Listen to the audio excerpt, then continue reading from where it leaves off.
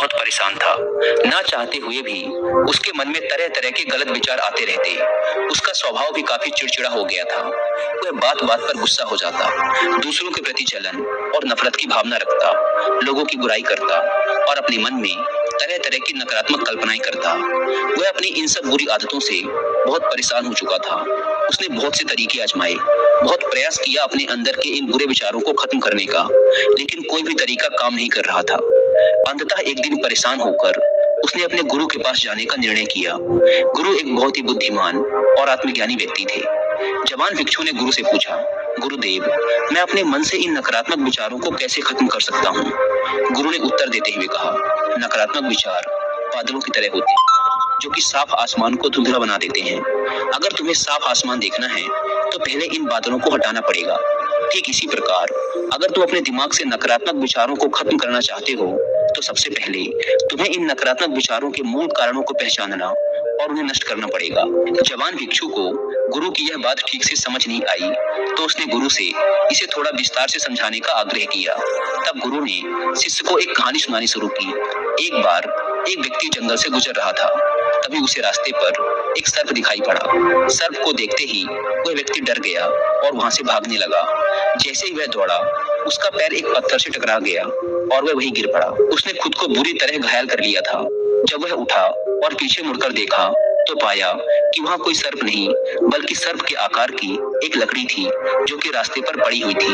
यह देखकर उस व्यक्ति को महसूस हुआ कि उसे नुकसान पहुंचाने का कारण वह सर्प नहीं, बल्कि उसके खुद के अंदर बैठा डर और नकारात्मक विचार हैं, जिसने उसे घायल कर दिया। कहानी खत्म करते हुए गुरु ने उस जवान भिक्षु से कहा, मन के नकारात्मक विचार इस कहानी के सर्प की भांति है, जो तुम्हारी परेशानी का मूल कारण नहीं है, बल्कि तुम्हारी समस्या का मूल कारण तुम्हारे अंदर बैठा डर, हीन भावनाएं और अतीत के बुरे अनुभव हैं, जो कि नकारात्मक विचार, गुस्सा और द्वेष के रूप में बाहर आते हैं। इसीलिए अगर तुम्हें अपने मन से नकारात्मक विचारों को खत्म करना है, तो इसके मूल कारण को पहचान कर उसे नष्ट करना होगा। अब हम इस कहानी को अपने जीवन में कैसे लागू कर सकते हैं, इसके लिए कुछ प्रैक्टिकल टिप्स हैं। पहला, माइंडफुलनेस यानी जागरूकता का अभ्यास करो। अपने विचारों और भावनाओं के प्रति जागरूक रहो। देखो कि आपके भीतर क्या चल रहा है। आप अपने आसपास की घटनाओं पर क्या प्रतिक्रिया देते हैं। साथ ही मन में उठने वाले हर नकारात्मक विचार के कारण का पता लगाने का प्रयास करो। दूसरा, अपने अतीत की बुरी यादों, बुरी घटनाओं और बुरे अनुभवों को स्वीकार करो और खुद को व दूसरों को माफ कर दो। तीसरा, आभारी रहो। अपने जीवन के सकारात्मक पक्ष पर अपना ध्यान केंद्रित करो और आपके पास जो कुछ भी है, उसके लिए इस ब्रह्मांड का आभार व्यक्त करो। आभार व्यक्त करना हमारे नजरिए को सकारात्मक बनाता है और हमारे अंदर से नकारात्मक भावनाओं को खत्म करता है। चौथा, दयालु बनो, खुद के प्रति भी और दूसरों के प्रति भी, क्योंकि नकारात्मक विचार अक्सर अंदर ही अंदर खुद की बुराई और तुलना करने से पैदा होते हैं।